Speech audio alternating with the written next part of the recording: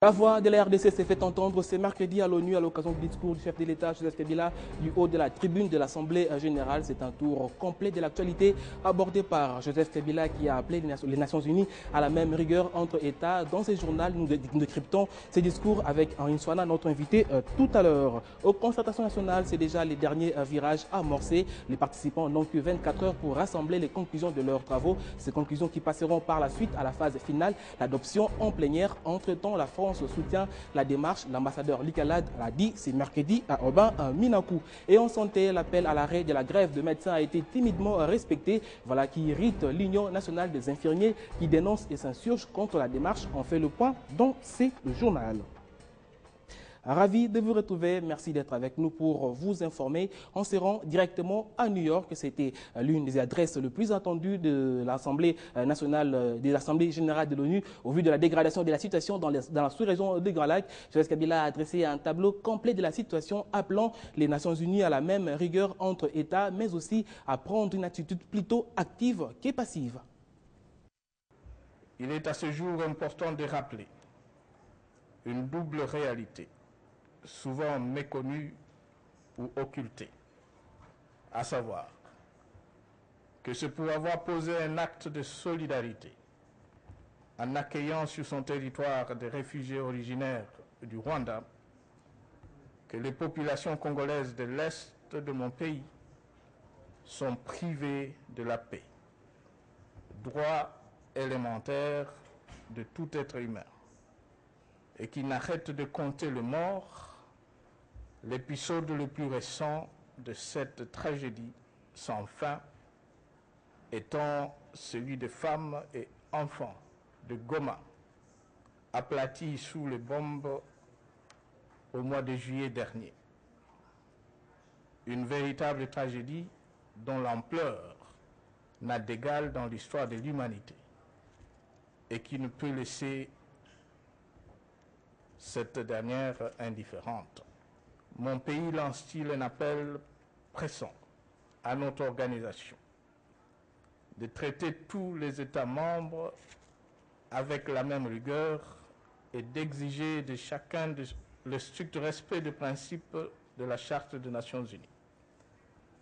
Dénoncer la violation de ce principe est certes une bonne chose, mais sanctionner ceux qui le violent est de loin meilleur, surtout quand la violation est établie, persistante et répétitive. C'était un extrait du discours du chef de l'État du haut de la tribune de l'Assemblée générale de l'ONU. Alors, que doit-on retenir de ces discours de Joseph Kabila? Sur ce plateau, nous recevons Henri Souana, ancien ambassadeur de la RDC en Grande-Bretagne. Bienvenue. Merci, M. Monouma. Alors, on a vu le chef de l'État faire une rétrospective de cette crise, partant de son origine jusqu'à ces niveaux. Alors, que voulait-il dire par là, selon vous? Ben écoutez, les Nations Unies et l'Assemblée générale, c'est ce moment où la quasi-totalité des pays qui sont membres sont invités. Il y a un thème qui est choisi, comme cette fois-ci, il y a un thème qui parle de l'après 2015, le développement d'après 2015. Il appartenait donc au chef de l'État d'abord de parler de ce thème-là, c'est ce qu'il a fait, à mon avis, et de parler des problèmes qui se posent au pays. Alors, si vous me demandez ce que je retiens de ce discours, c'est qu'il a parlé des opportunités que la RD Congo pourrait offrir justement à la communauté internationale. Un discours assez complet, hein, beaucoup trop de thèmes abordés. Oui, c'est-à-dire qu'il n'avait que 18 minutes pour être complet. J'avoue qu'il faut beaucoup plus de temps avec tout le problème qu'il y a ici. Ici, il fallait relever tout ce qui était arrivé depuis 1994 avec l'arrivée des réfugiés dont il a parlé. Il fallait beaucoup plus de temps que ça. Mais ma foi, le temps qui lui était imparti était, à mon avis, plus ou moins suffisant pour parler de problèmes qui sont liés au thème qui a été choisi cette année ou cette Assemblée générale, mais aussi pour les problèmes qui se présentent au pays. Alors, il a présenté la RD Congo comme un pays qui offre beaucoup d'opportunités pour l'après 2015. Oui. Ici, je voudrais rappeler que peu avant, c'est-à-dire il y a une dizaine d'années, le monde entier avait choisi comme thème l'éradication de la pauvreté en 2015, ce qui n'a pas été fait. La communauté internationale a renoncé à ce thème il y a quelques 3-4 ans. Maintenant, ce thème qui est lancé, il est plus ou moins prudent parce qu'on ne choisit aucune échéance. L'après 2015, qu'est-ce qui va se passer réellement? Joseph Kabila, en tant que chef de l'État, il a justement présenté les choses de telle manière à ce que On croit en la RD Congo qui peut présenter des opportunités. Il a parlé de la paix, parce que sans la paix, effectivement, il n'y a aucun pays qui pourrait présenter des opportunités qu'on attend pour le développement de l'après 2015. Henri Souana, au sujet de cet appel pressant dont il a fait allusion, voulait-il dire par là que les Nations Unies sont passifs plutôt que d'être actifs dans la résolution de ce conflit? Non, mais écoutez, qu'il ait dit ça, mais il nous appartient à nous, Congolais, de faire un effort. Je pense qu'il y a quand même des efforts qui sont faits. Il est important d'aligner certains autres efforts qui devraient être faits, notamment le fait que la résolution 2098 a prévu des sanctions contre des pays qui ne respecteraient pas les engagements pris à Addis Abeba, où les 11 chefs d'État ont signé, a posé chacun la signature sur l'accord d'Addis Abeba. Mais il va falloir que le gouvernement, la diplomatie congolaise travaille sur le fait que si jamais, une fois de plus, la communauté internationale se rend compte qu'il y a un pays signataire de cet accord d'Addis Abeba ne respecte pas ses engagements, il faut le sanctionner. C'est à ça qu'il faut travailler. Il ne faut pas aller se plaindre, mon frère, pour dire que la communauté internationale connaît tout de bout en bout, mais il faut pousser cette communauté internationale à faire quelque chose. Aujourd'hui, la Syrie donne le pion à la RD Congo, mais la comptabilité, c'est quoi? C'est qu'il y a beaucoup plus de morts au Congo qu'en Syrie. Il va falloir travailler. Justement. Alors, Joseph Kabila a également fait allusion au respect des engagements pris. Alors, est-ce que par ces respects, par l'appel à ce respect, voulait-il accuser implicitement le voisin, notamment le Rwanda, l'Ouganda, encore le Burundi? Oui, mais je crois qu'il a fait allusion à l'accord d'Addis Abeba, oui, où tous les pays sont invités à respecter les engagements. C'est vrai que le Rwanda ne respecte pas suffisamment ses engagements. Mais aussi, il faut voir du côté interne, qu'est-ce qui se passe? C'est là que Joseph Kabila pourrait être pris au mot. Il va falloir qu'à l'interne, tout se passe comme il faut pour que ce respect d'engagement soit justement pris par tout le monde. Alors, que pensez-vous de cette idée développée par Kabila qui dit que c'est parce que les Congolais ont accueilli les réfugiés rwandais sur leur sol que leur hospitalité a été un peu bafouée? Ce n'est pas son idée, c'est une évidence, M. Moulumba. Il a bien fait de le rappeler, parce qu'en fait, les réfugiés rwandais, à leur arrivée, c'est là que commencent tous les problèmes.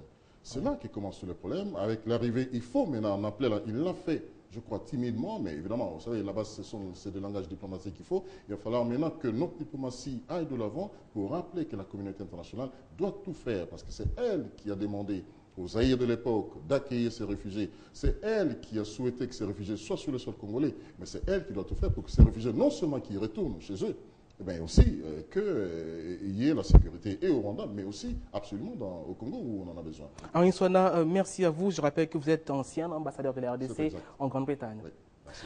Ici, au pays, l'actualité, ce sont les concertations nationales. Vous le savez, c'est déjà le dernier virage et l'on se dirige vers un atterrissage en douceur. Les participants au forum n'ont plus que 24 heures pour rassembler les conclusions de leurs travaux. Déjà, un groupe thématique sur le 5 a complètement fini ses analyses. Des conclusions partielles au niveau des États généraux sont en élaboration. Elles seront assorties des recommandations, lesquelles conclusions vont devoir passer à la phase finale, c'est-à-dire l'adoption en plénière. Plus de 2 semaines d'âpres travaux pour une finalité commune, la cohésion nationale. Les délégués de la majorité, de l'opposition et ceux de la société civile avaient entamé des discussions franches pour aborder les questions extrêmement sensibles du pays, les conflits communautaires, le désarmement des groupes armés, leur réintégration à la vie sociale, la gouvernance, les finances, la réconciliation nationale, et bien d'autres sujets d'intérêt national. Aujourd'hui, c'est un atterrissage en douceur puisque les travaux viennent d'atteindre le dernier virage. Les délégués du groupe thématique Conflits communautaires, paix et réconciliation ont déjà finalisé la synthèse de leurs travaux. Reste plus qu'à déposer le document au bureau du Présidium. Du côté désarmement, démobilisation et réintégration sociale, le document devrait être finalisé dans la soirée de ce mercredi. Les dernières retouches devraient s'opérer dans d'autres groupes thématiques, le délai accordé étant de 24 heures seulement. Des recommandations formulées par différentes composantes en présence, une fois rassemblées, seront présentées au bureau du Présidium. Après cette étape, les conclusions de différents groupes thématiques feront l'objet de négociations politiques au cours de la grande plénière de ces concertations nationales attendues dans les prochains jours. On reste dans le même registre. La France félicite les autorités congolaises pour la bonne tenue des concertations nationales. Voilà l'essence de la visite ce mercredi de l'ambassadeur français à Kinshasa chez Aubin Minakou. Luc Alad a réaffirmé le soutien de son pays aux efforts entrepris pour le rétablissement de la paix dans l'est de la RDC. Crispin Achibassou. Respectueux des engagements ainsi que des accords signés, la RDC organise les concertations nationales depuis le 7 septembre 2013, mettant ensemble opposition, majorité, société civile et d'autres forces vives. Ces assises fédèrent les réflexions de toutes les composantes pour la cohésion nationale. La tenue de ces assises trouve un écho favorable dans la communauté internationale. Reçu par Robemina Kunjalanjoko, président de l'Assemblée nationale, Luc Alad, ambassadeur de la France en RDC, a félicité les autorités congolaises pour le respect des accords.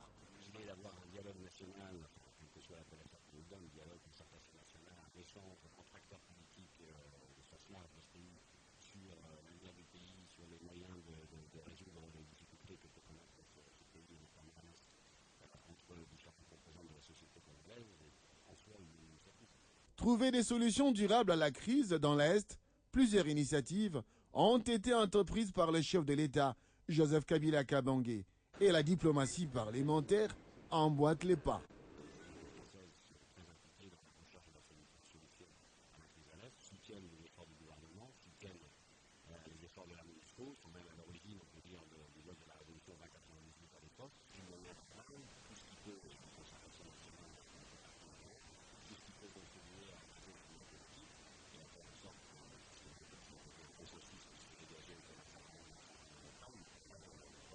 Conscient des efforts de la République démocratique du Congo, la communauté internationale devra accentuer la pression sur les pays agresseurs pour la résolution de la crise et le retour de la paix dans la partie est de la République démocratique du Congo.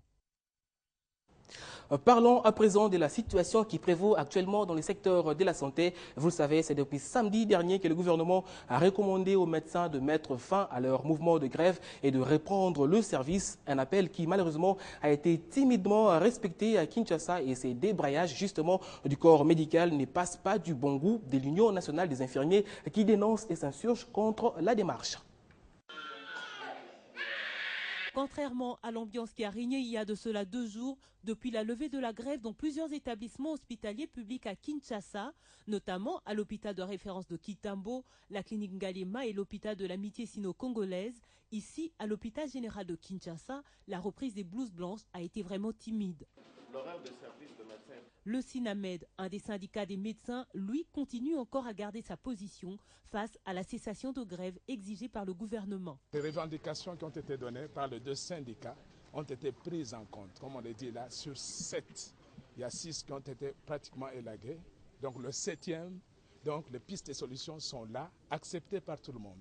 En dehors des médecins, un autre mouvement de grève est en gestation. Il concerne cette fois-ci les infirmiers de la RDC, mais l'Union des infirmiers du Congo s'insurge contre cette démarche. Nous disons que l'Union nationale des infirmières et infirmiers du Congo n'est pas concernée par cet appel à la grève qui est annoncé par les autres syndicats, tout simplement parce que nous avons constaté qu'il y a violation des principes démocratiques d'association et de respect des autres. L'UNIC demande à ses affiliés de ne pas s'intéresser à cette grève parce que nous ne sommes ni de loin ni de près impliqués. Par ailleurs, le gouvernement avait fait état d'un accord sur 6 des 7 revendications des médecins. Quant au dernier point relatif à la rémunération de ces derniers, il s'est engagé à le résoudre après l'adoption du budget 2014 en cours d'élaboration. Autre chose, les Congolais de l'étranger vivant à Kinshasa veulent un peu plus de place. De retour au pays, ces derniers font face à plusieurs difficultés de réintégration. La plupart ont été d'ailleurs invités aux concertations nationales initiées par le chef de l'État. Et concernant leur situation, ils sont rencontrés mardi les responsables de la Direction générale des migrations à Kinshasa pour leur soumettre des préoccupations. Ils sont et se sentent congolais et tiennent vraiment à le faire savoir. Pourtant, ces Congolaises et Congolais d'origine ayant adopté la nationalité de leur pays d'accueil rencontrent, affirment-ils, des difficultés pour apporter leur contribution au développement de leur nation. Ils ont tenu à rencontrer la hiérarchie de la Direction générale des migrations afin de soumettre leurs problèmes. Je tiens d'abord à remercier la Direction générale de l'immigration, particulièrement le ministre de l'Intérieur qui est le ministre de tutelle et le directeur général, M. Béa, pour cette occasion. Pour nous, Congolais de l'étranger, c'est vraiment quelque chose de plaisant.